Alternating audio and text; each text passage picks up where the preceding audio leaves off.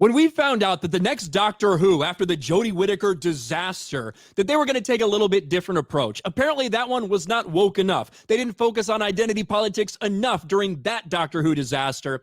Somehow they decided they wanted to make it even more on the nose, and they were proud to announce that the next Doctor Who would be Ncuti Gatwa, who's black and gay. And by the way, they wanted to make sure you very much understood that the Doctor is now also black and gay. He's not just an actor they decided to put in the role because he's the best person. They hired him because he's black and because he's gay. And as a result, a lot of people question, wow, what are we really doing here? Why does it seem like agenda is so much at the forefront of this next season of what you want to do? And then the series actually came out and it was way worse than anyone had actually anticipated. What did Ncuti Gatwa do? At the beginning, Ncuti Gatwa saw a lot of fans mad at him, and he said, you know what? If you don't like it, you don't have to watch. Go outside. Turn off the TV. We don't need you here.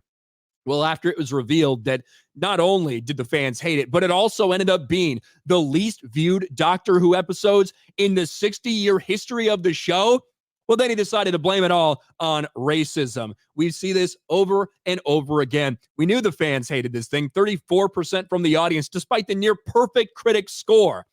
But if that wasn't enough, the last couple episodes have been probably the worst of this season so far. Doctor Who Season 14, Episode 5's ending addressed by showrunner. Do you think racism is only in the past? The entire episode was trying to make white people in the audience feel bad about racism.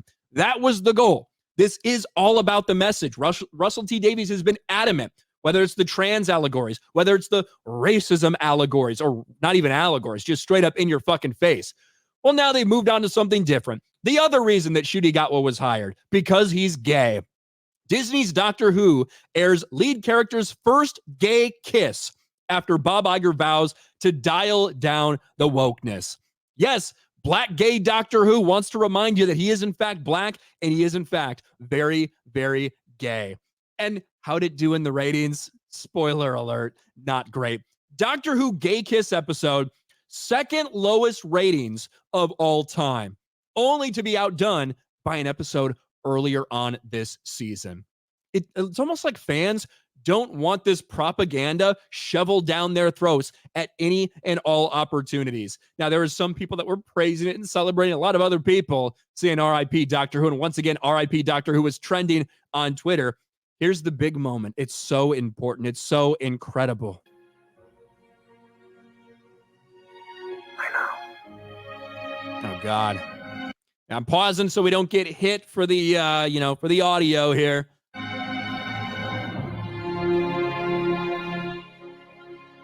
So stunning and so brave.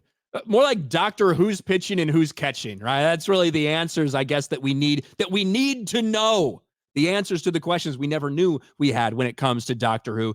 It is just another one in a long line of franchises that have been completely and utterly perverted and destroyed by modern day agenda and identity politics. It can only get worse, and it continues to happen. We didn't think it might get worse after Jodie Whittaker. After female Doctor Who with Jodie Whittaker was so poorly received by fans, no one thought it could get worse, but it always can. And Ncuti Gatwa's black gay Doctor Who is a perfect example of that.